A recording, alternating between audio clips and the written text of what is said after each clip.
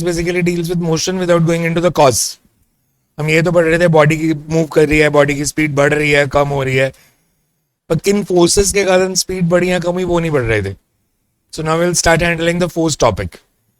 Force होता क्या है, प्रिसाइजली डिफाइन कर दो. Forces, distance. Forces distance displacement. जागो. Force is a push or a pull which tends to change the state of rest or uniform motion of a body. ये तो पढ़ के आए हो. So you can say it's basically a vector interaction between the body and the source which is providing the force. या push or pull. अब अगर किसी बॉडी पे फोर्स सेट कर सकती है तो उसके क्या क्या इफेक्ट हो सकते हैं. It can change speed of the body. Example, आपने कार मूव करी थी, ब्रेक लगाई तो उसकी स्पीड कम हो गई, तो frictional force provides the retardation. It can change only the direction of motion. Centripetal force, speed constant है पर इलेक्ट्रॉन न्यूक्लियस के आसपास मूव कर रहा है, तो centripetal force changes only the direction of motion of electron. It can change both speed as well as direction. Example, projectile motion. Gravitational force changes the direction as well as the speed. Normal हम क्या लेते हैं, speed से speed कब change करती है, जब force और वेलोसिटी कोलिनियर हो, पैरेलल और एंटी पैरेलल, तो सिर्फ स्पीड चेंज करेगी.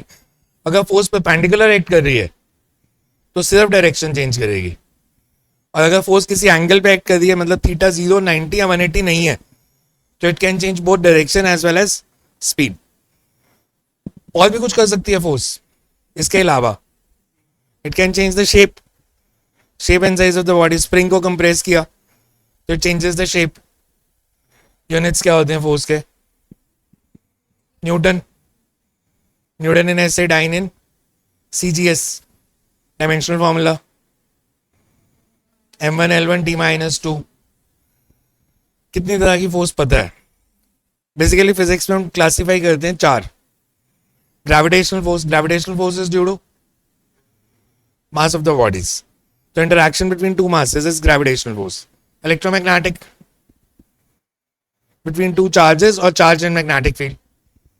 कि दो चार्जेस के बीच में जो फोर्स होगी, जैसे इलेक्ट्रॉन न्यूक्लियस के आसपास मूव कर रहा है, तो that's electromagnetic force. Nuclear force which exist only inside the nucleus. Daily life force नहीं है, वो सिर्फ न्यूक्लियस के अंदर एक्ट करेगी. न्यूक्लियस के अंदर मतलब दो प्रोटॉन्स में, एक प्रोटॉन और एक न्यूट्रॉन में, या दो न्यूट्रॉन्स में. इनको हम फिजिक्स में बेसिकली कह देते हैं हेड्रॉन्स. तो हेड्रॉन्स के चक्कर में भी मत पड़ो. आप ये समझ लो कि न्यूक्लियस के अंदर दो ही तरह के पार्टिकल होते हैं, प्रोटॉन और न्यूट्रॉन. तो इनके बीच में जो फोर्स होगी that is a nuclear force. It's the strongest force in nature. एक फोर्स और होती है वीक फोर्स, उसको हम 11th-12th में टच नहीं करते बिल्कुल. That's called weak force. Weakest force होती है एक अलग फैमिली है, लैप्टॉन्स. लैप्टॉन फैमिली का भी आपने एक ही मेंबर पढ़ा है, सिर्फ इलेक्ट्रॉन. तो उसको हम ज्यादा डील नहीं करते. हमने जो डील करना है that's basically combination forces. Contact force क्या होती है, नॉन कॉन्टैक्ट फोर्स क्या होती है. Contact force is when two bodies are actually in physical contact with each other. आपने इसको धक्का मारा तो दैट्स अ कॉन्टैक्ट फोर्स. रस्सी से किसी चीज को बांध के खींच रहे हो तो that's a contact force. Non contact force जहां पे दो बॉडीज टच नहीं करी, पर फोर्स एक्ट करी है, जैसे gravitational force. Non contact forces क्यों होती हैं, because of some kind of field. Because gravity is due to gravitational field. Electron पे जो फोर्स लग रही है that is due to electric field. So दो तरह की फोर्सेस होती है. कॉन्टैक्ट जब दो बॉडीज एक्चुअल में टच करें, और नॉन कॉन्टैक्ट जहां पे टच नहीं करते पर फिर भी फोर्स है. नॉर्मल रिएक्शन क्या होता है, नॉर्मल रिएक्शन नहीं पड़ा. टेंशन. हमने मेनली आज फिर यही सीखेंगे नॉर्मल रिएक्शन कैसे निकालते हैं किसी बॉडी पे. नॉर्मल रिएक्शन का मतलब है कि जैसे normal means perpendicular. So perpendicular forces generally contact forces होती हैं. जैसे आपको एग्जांपल से आएगी,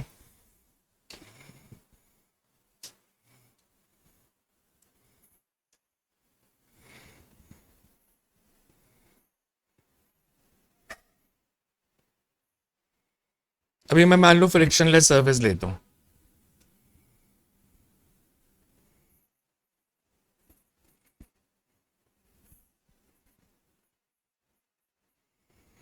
मैं आपसे पूछूं, इसमें 2 kg ने 3 kg पे कितनी फोर्स लगाई है?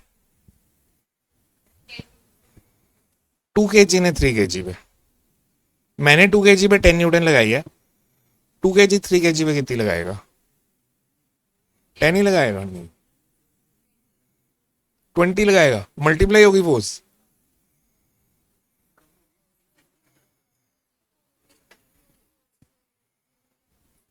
जीरो।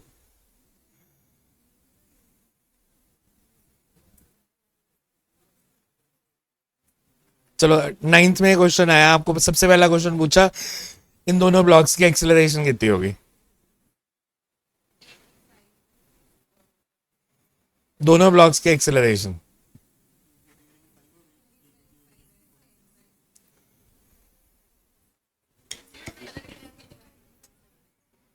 आपने क्या बोला मेरे को? 2 kg वाले की कितनी? 5। और 3 kg वाले की? हे भगवान, बहुत ही बुरी हालत है तुम्हारी।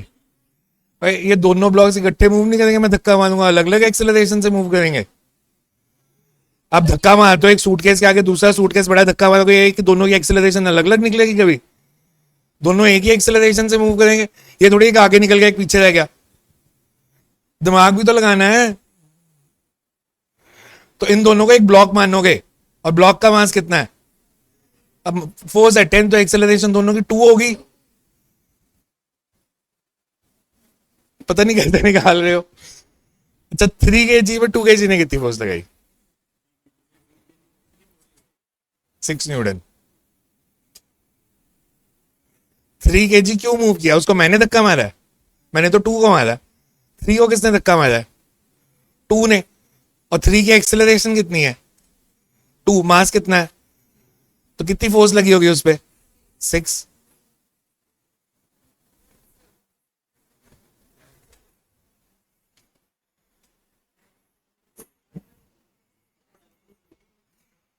3 kg ने 5 kg पे कितनी लगाई?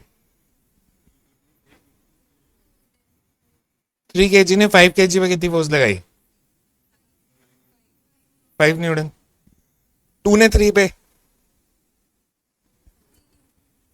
2 ने 3 पे कितनी फोर्स लगाई है?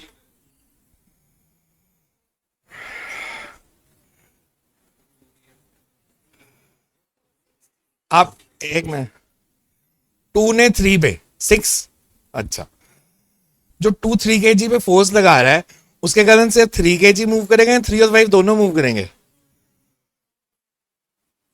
तो टोटल मास कितना है? 8। और किस एक्सेलरेशन से मूव कर रहा है? तो फोर्स 8 न्यूटन नहीं लगेगी? जो 2 kg 3 kg पे फोर्स लगाएगा उसके कारण अकेला 3 kg ने थोड़ी मूव करना है, 5 ने भी साथ मूव करना है।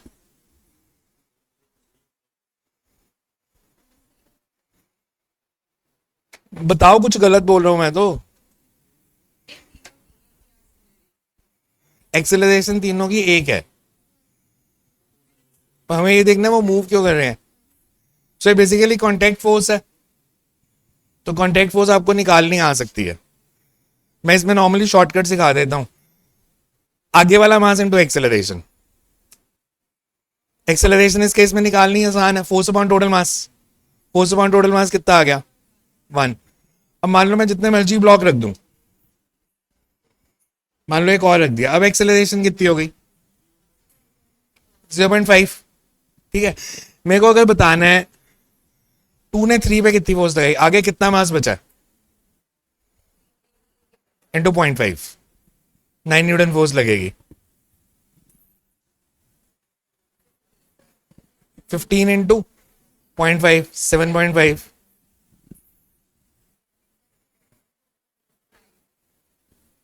आगे वाला मास इंटू एक्सेलरेशन, वो कॉन्टैक्ट फोर्स होती है। ये तो एक कॉन्टैक्ट फोर्स है। मैं आपसे पूछूं 2 kg पे और भी कोई कॉन्टैक्ट फोर्स लग रही है? फ्रिक्शन ली नहीं मैंने अभी।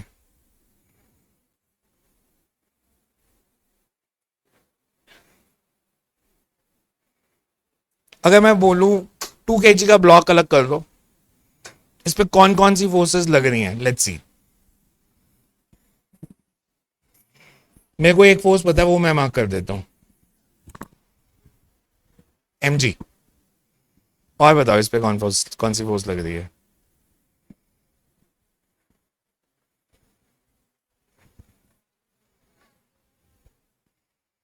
2 kg पे कौन कौन सी फोर्स लग रही है?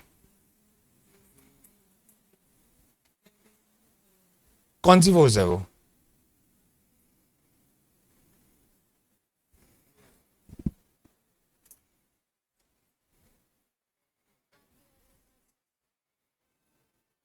मेरे को बता दो, कहाँ मार्क करूं, किस डायरेक्शन में मार्क करूं? ड्रैग फोर्स नहीं ले रहे, रेजिस्टिव ड्रैग फ्रिक्शन कुछ रिवाइज नहीं करके आया आज मैं। कुछ नहीं करेंगे हम इसके बारे में। ये आपकी मुश्किलें बढ़ाने वाली हैं, अभी बड़ी बड़ी फोर्सेस का नाम ना लो।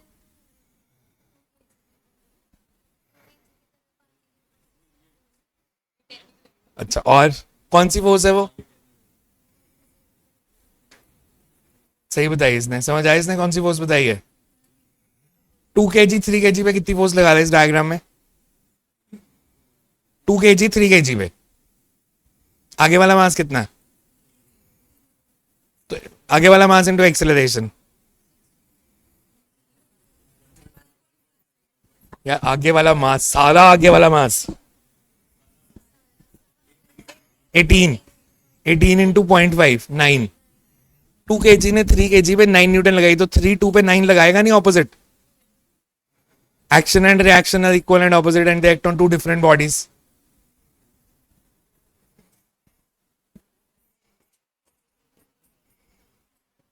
ये कौन सी फोर्स है जो 3 ने 2 पे लगाई? और क्या रह गया? कौन सी रिएक्शन? मैं खड़ा हूं, मैं अर्थ पे फोर्स लगा रहा हूं डाउनवर्ड्स, अर्थ मेरे पे नॉर्मल रिएक्शन। कुछ मिसिंग है? मेन फोर्स तो छोड़ ही दी। 10 न्यूटन भी तो लग रही है। चलो अब 3 kg में सही सही बताना।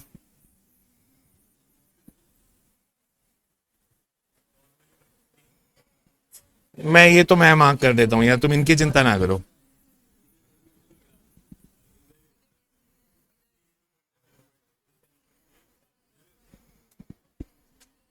एक मिनट। 3 kg ने 5 kg पे कितनी फोर्स लगाई है? 7.5 किधर?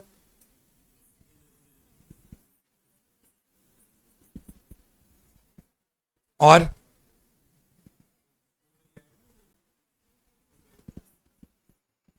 जो 2 ने 3 पे लगाई थी, 2 ने 3 पे 9 ही लगाई थी। 5 kg हो जाएगा ऐसे?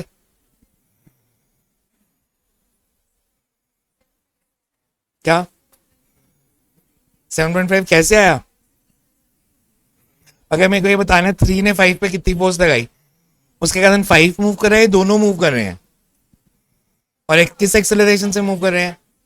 0.5। तो 15 इंटू दिस। अगर मैं आपको ऐसे पूछूं,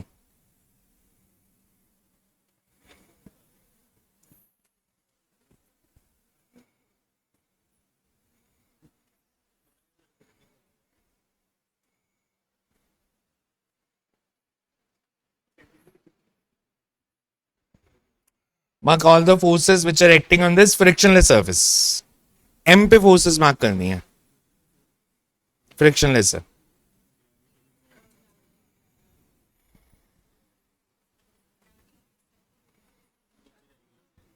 ग्रेविटी। और नॉर्मल रिएक्शन किधर मार्क करूं? तो perpendicular to the surface।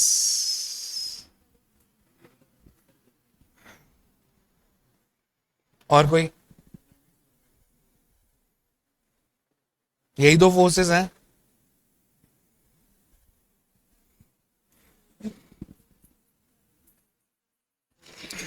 मैं आपसे पूछूं नॉर्मल रिएक्शन है कितना? नहीं नहीं, स्टेशनरी कैसे होगी? फ्रिक्शनलेस है, स्लाइड करके नीचे आ जाएगी। फ्रिक्शन है तो दुखी हो सकती है, पर अगर फ्रिक्शन ही है, इसने स्लाइड तो करना ही है। मैं आपसे पूछूं नॉर्मल रिएक्शन है कितना? mg नहीं है। mg के कंपोनेंट्स बनेंगे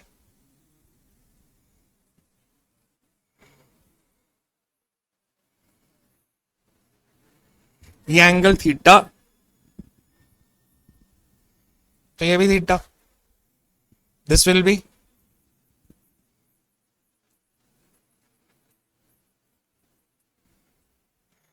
अब ऐसे सोचो जब मैं इसको रखूंगा ये बॉडी ऊपर नीचे मूव कर सकती है? ऐसे नीचे ही आएगी ना, ऐसे मूव नहीं कर सकती। मतलब ये दोनों फोर्सेस इक्वल एंड ऑपोजिट होनी चाहिए। तो normal reaction is mg cos theta. और इसकी एक्सेलरेशन कितनी है? किस एक्सेलरेशन से नीचे आएगी? mg sin theta.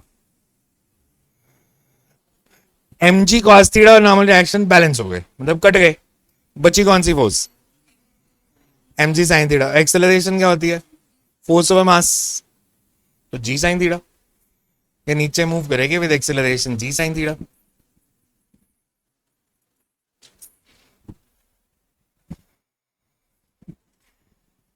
तो कंपोनेंट्स बनाने सीखेंगे आज से, मतलब पहले थोड़ी सी ऐसे थ्योरी लिख ले कहानी टाइप, फोर्स क्या होता है, क्या कर सकती है, यूनिट्स क्या होते हैं, फिर क्वेश्चंस पे आते हैं।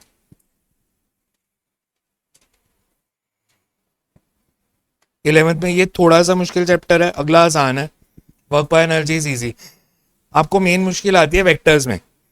जिनमें वेक्टर्स नहीं होंगे आपको वो सारे चैप्टर आसान लगेंगे। तो वर्क बाय एनर्जी में वेक्टर्स नहीं है, बिकॉज एनर्जी भी स्केलर क्वांटिटी है, वर्क भी स्केलर है, पावर भी स्केलर है। रोटेशन फिर से वेक्टर आ जाएगा, फिर वहां पे मुश्किल आनी शुरू हो जाएगी। बिकॉज इसलिए वेक्टर्स बहुत परफेक्ट होने चाहिए फिजिक्स अच्छे से सीखनी है तो। So can write force. Force is a push or a pull. Force is a push or a pull which changes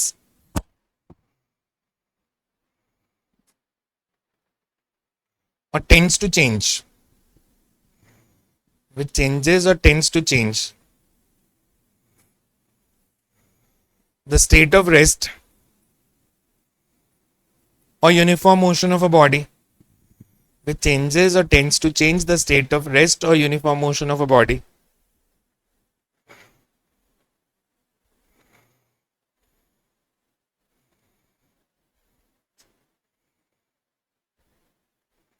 Units of force are Newton in SI,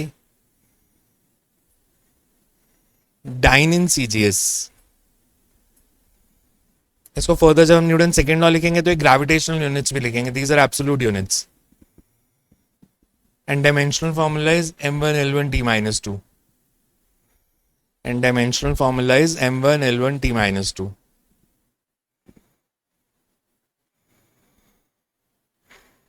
Types of, यहाँ heading डालो effect of force, effect of force.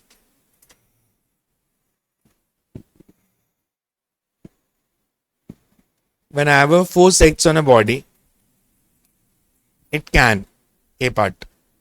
Whenever force acts on a body, it can A part. Any force, whenever force acts on a body, whenever force acts on a body, it can A part. Change speed of the body.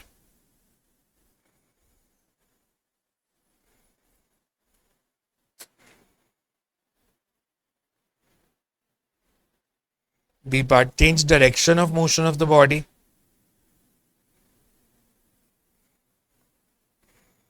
Bracket में if you want to write example, for example, centripetal force. Change direction of motion of the body. For example, centripetal force. C part, change both direction and speed of the body. Change both direction and speed of the body. For example, gravitational force in oblique projectile. For example, gravitational force in oblique projectile.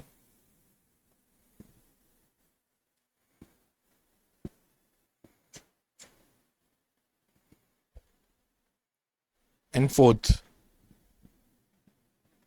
change shape or dimensions of the body. change shape or dimensions of the body.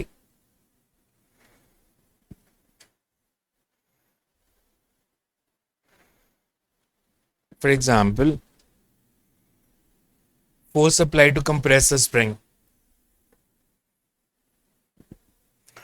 अब force इनमें से क्या करेगी, किस पे depend करता है, कौन सी तीन चीजों पे? पहला, कितनी फोर्स लगाई है, दूसरा किस डायरेक्शन में लगाई है, और तीसरा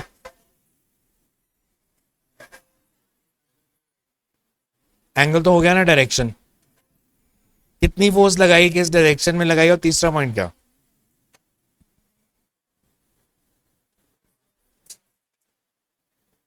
अच्छा, मैं आपसे एक बेसिक ऐसे जनरल नॉलेज का क्वेश्चन पूछता हूं। मैं अगर इस छत पे खड़ा हूं, अच्छा मैं आप, रेफ्रिजरेटर सबके घर में है, उसको आज घर जाके धक्का मारना, एक बार टॉप से, एक बार नीचे से, क्या होगा?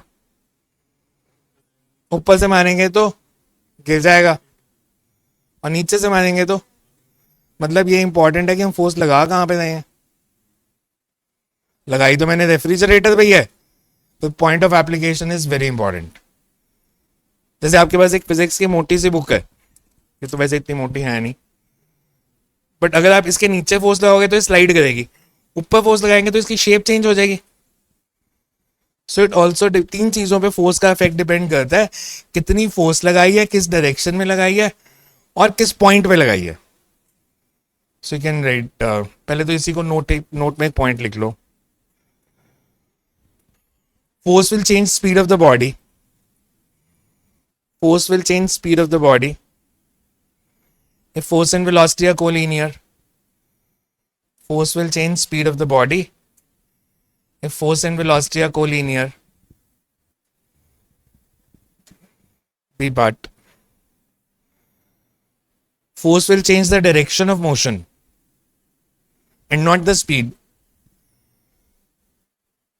Force will change the direction of motion and not the speed if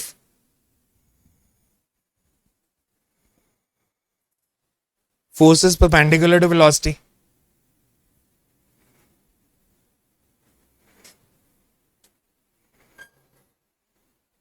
and C part. Force acts at an angle theta. Force acts at an angle theta. If force acts at an angle theta with velocity,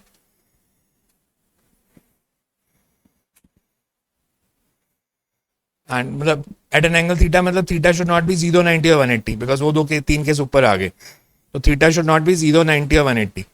then force will change both speed as well as direction. then force will change then force will change both speed as well as direction of motion. Clear है? Collinear force मतलब parallel या anti parallel, velocity के parallel या anti parallel है तो speed change करेगी, perpendicular है तो डायरेक्शन, कोई भी एंगल है तो दोनों चीजें. द इफेक्टिव, नेक्स्ट पैराग्राफ में लिखो, the effectiveness of force depends on, the effectiveness of force depends on, first is magnitude of force,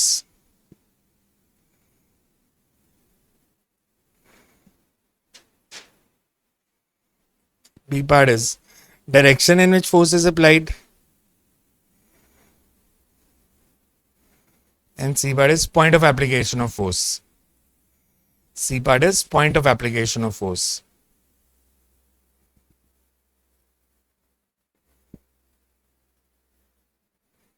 internal external force का डिफरेंस पहले बता चुका हूं मैं, पता है ना इंटरनल फोर्स क्या होती है, एक्सटर्नल क्या होती है. न्यूटन सेकंड लॉ क्या था? न्यूटन सेकंड लॉ जो 9th में पढ़ा था, F is equal to M A. F क्या था? External force. You don't have to take into account internal forces. Internal force क्या होती है, एक्सटर्नल क्या होती है?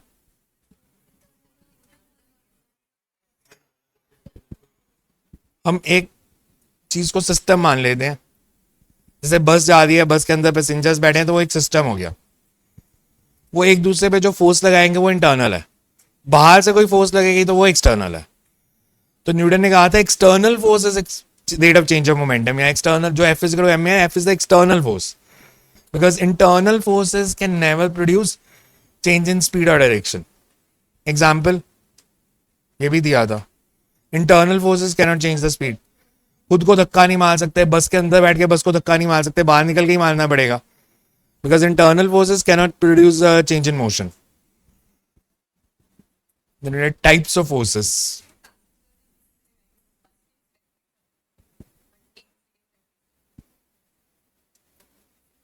हाँ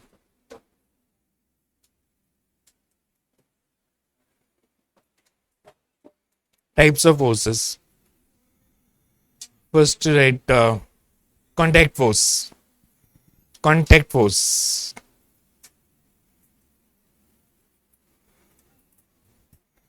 The force exerted by one body on another due to physical contact. Contact first is contact force. Types of forces में force which is exerted by one body to on another. Force exerted by one body on another due to physical contact between the two bodies. Due to physical contact between the two bodies. For example, normal reaction or frictional force. For example, normal reaction and or frictional force. Frictional force का origin क्यों होता है, होती क्यों है frictional force? Frictional force क्यों होती है?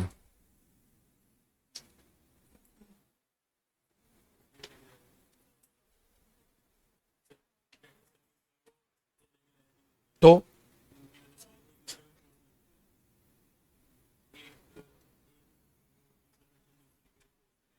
कौन सी फोर्स है वो? चार तरह की फोर्सेस होती है, gravitational, electromagnetic, nuclear, weak. Weak तो मैंने कहा पढ़नी नहीं 2 साल.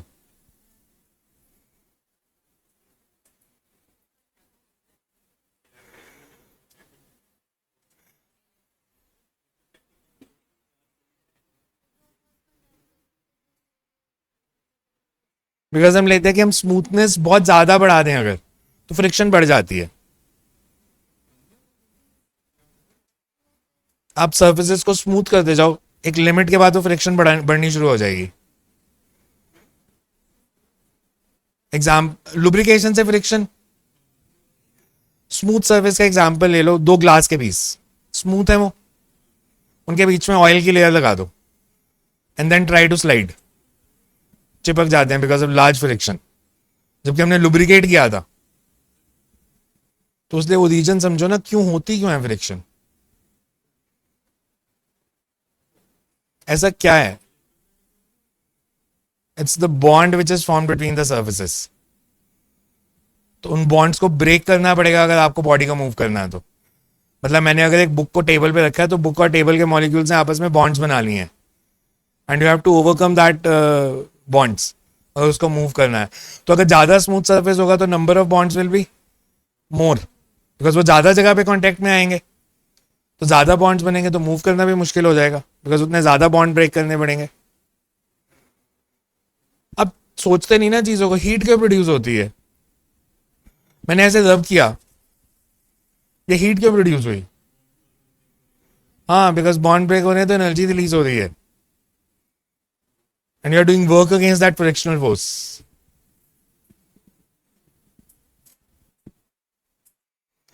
Next right, non contact force.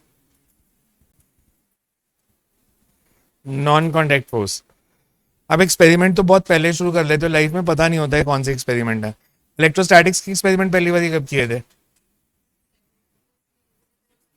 हाँ, स्केल से पेपर को डायरेक्ट करना, बलून दीवार पे चिपकाना. तो वो क्यों चिपका? कहां से आया चार्ज? कैसे?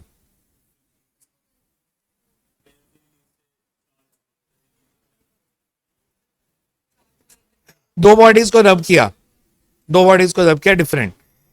किस पे पॉजिटिव चार्ज आएगा, किस पे नेगेटिव, किस पे डिपेंड करेगा?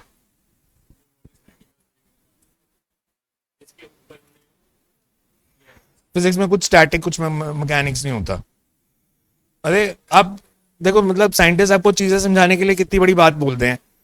आइंस्टाइन ने सड़क क्रॉस की, उसको किसने बोला तू सड़क क्रॉस करके इधर क्यों आया? कहता मैं नहीं आया, मैं तो रेस्ट पे था, सड़क ने मेरे को क्रॉस किया, मैं तो रेफरेंस फ्रेम हूं। गलत थोड़ी बोला उसने। रिलेटिव टू आइंस्टाइन रोड ने उसे क्रॉस किया, तो वो तो देखने वाले पे है ना। आइंस्टाइन कहता है कि मैं रेस्ट में हूं, सड़क चल रही है। सड़क कह रही है मैं रेस्ट में हूं, आइंस्टाइन चल रहा है। दोनों ठीक है अपनी अपनी जगह पे। तो आप ये कैसे कह सकते हो जो बॉडी रेस्ट पे है उस पे चाल जाएगा? केमिस्ट्री में कंसेप्ट पढ़ लिया या पढ़ोगे? आयोनाइजेशन एनर्जी आज शुरू होना है। तो आपको सर बोलेंगे ionisation energy is the minimum energy required to free an electron. मेरे को कल इसका रीजन बताना है वाई। चलो परसों शुरू हो जाएगा। आपकी टोटल एनर्जी कितनी है? पॉजिटिव, नेगेटिव या zero?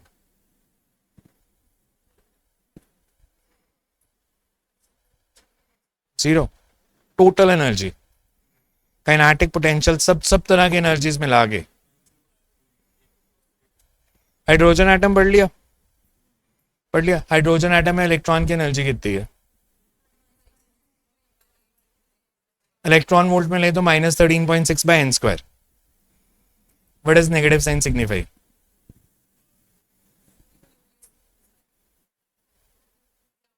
What does negative energy signifies?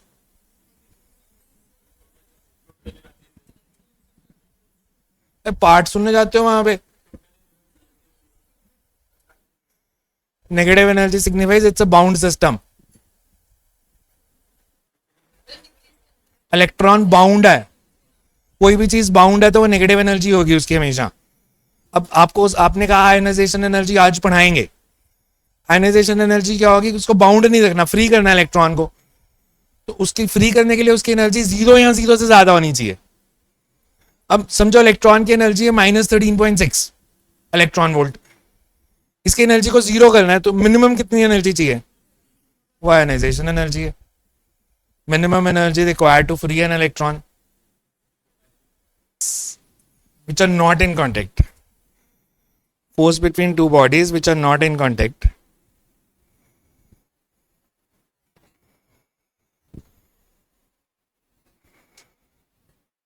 This is non-contact force or field force. Or is a non-contact force or a field force. It happens due to some kind of field. For example, gravitational force. It happens due to some kind of field. For example, gravitational force or force exerted by nucleus on electron due to electric field. Because nucleus और electron touch नहीं कर रहे, दूसरी force लग रही है. Force exerted by nucleus on electron due to electric field. सबसे पहले नॉर्मल फोर्स निकालनी सीखते हैं।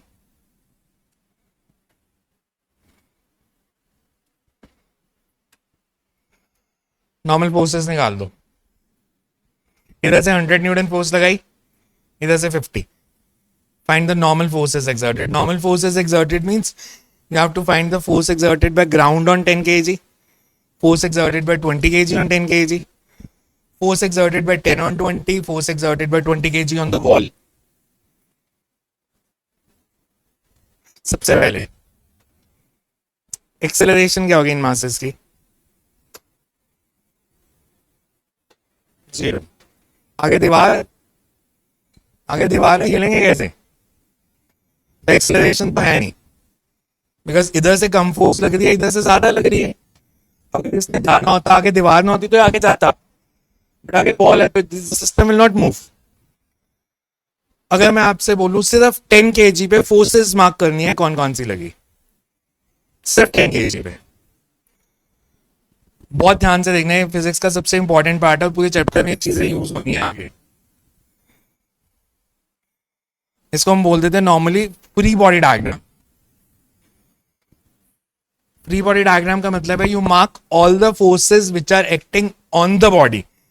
No force which is exerted by the body should be marked. मतलब 10 kg का डायग्राम बनाओगे तो 10 kg पे जो फोर्सेस एक्ट कर रही है वो मार्क करनी है. 10 kg ने कोई और फोर्स लगाई है वो मार्क नहीं करनी. कि 10 जो 20 पे लगाएगा वो नहीं मार्क करेंगे हम. तो 10 kg पे कौन कौन सी फोर्सेस लग रही है? एक तो वेट,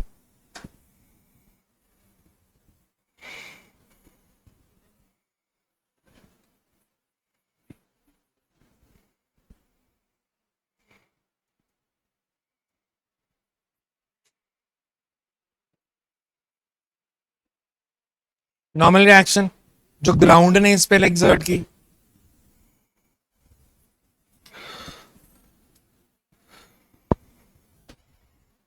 टेन के जी 20 kg पे किधर फोर्स लगाएगा? इस तरफ. तो 20 kg 10 kg पे we call it, let it be F1.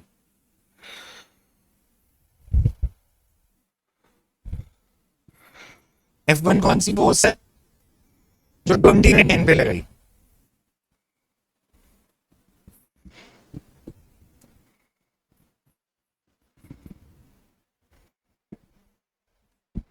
Hundred Newton.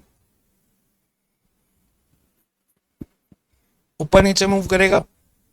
नहीं करेगा. मतलब N1 is 10G. Upward force is equal to downward force.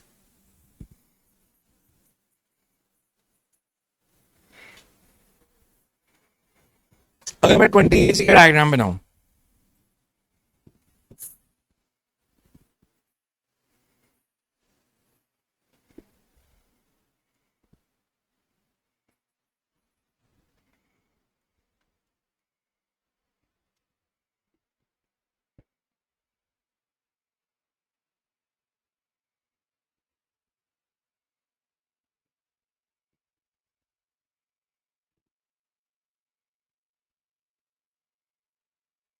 Twenty के जी वॉल पे किधर फोर्स लगाएगा?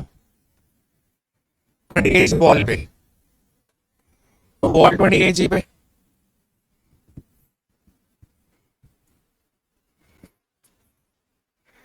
ये फोर्स किसने लगाई थी?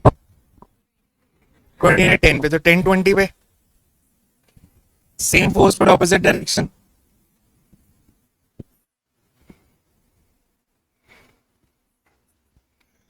एक ये फोर्स लग रही है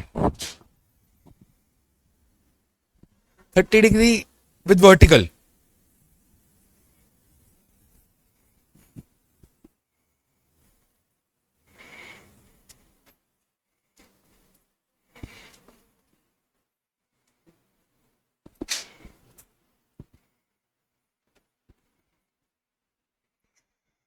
मैंने इसको ऐसे बना लिया.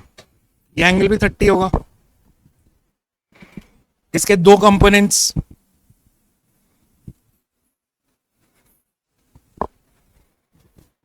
अगर ये एंगल 30 था तो ये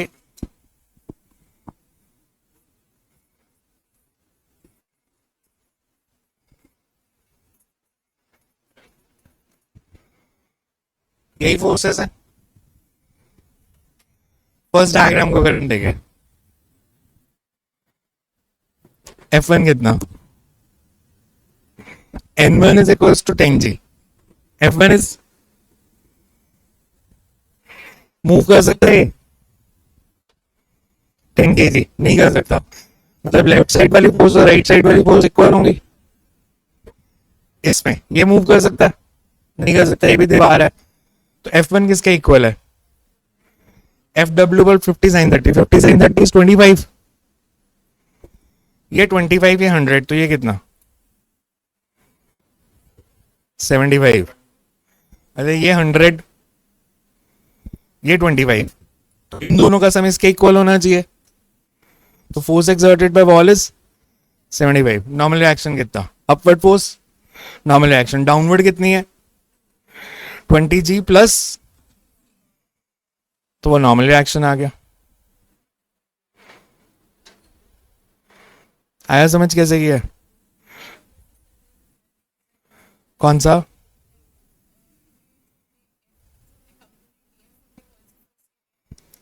फिफ्टी न्यूटन के.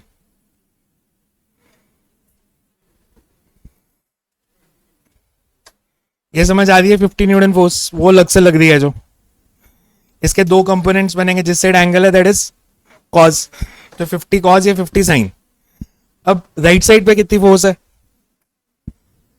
लेफ्ट साइड पे इन दोनों का सम ये कितनी है 50 sine 30 sine 30 is half 25 plus F W is 100 तो दिस विल बी 75 N2 के इन दोनों के सम इक्वल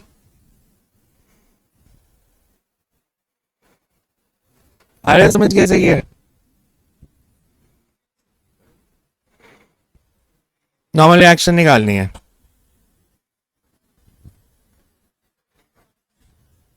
नॉर्मल रिएक्शन कहां रिएक्ट करेगी फोर्सेस मार्क करनी है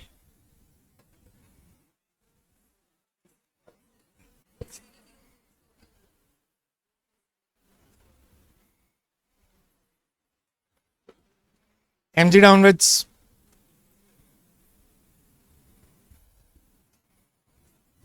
एक नॉर्मल रिएक्शन ये एज लगाएगा ऐसे ब्लॉक्स के बीच में एक ऐसे डिस्क रखी हुई है स्फीयर डिस्क कुछ भी ले लो तो पॉइंट ऑफ हिल नहीं रही है हिलेगी कैसे इधर नॉर्मल रिएक्शन जो मार्क करेंगे n1 अगर ये सर्कल है सर्कल से परपेंडिकुलर ड्रॉ करें तो it should pass through centre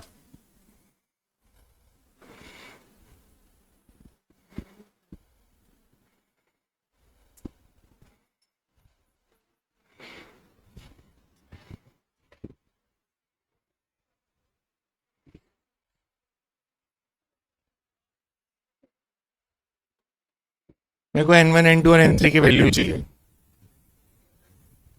कोई नहीं टेस्ट वाले दिन भी तो बैठे रहते हो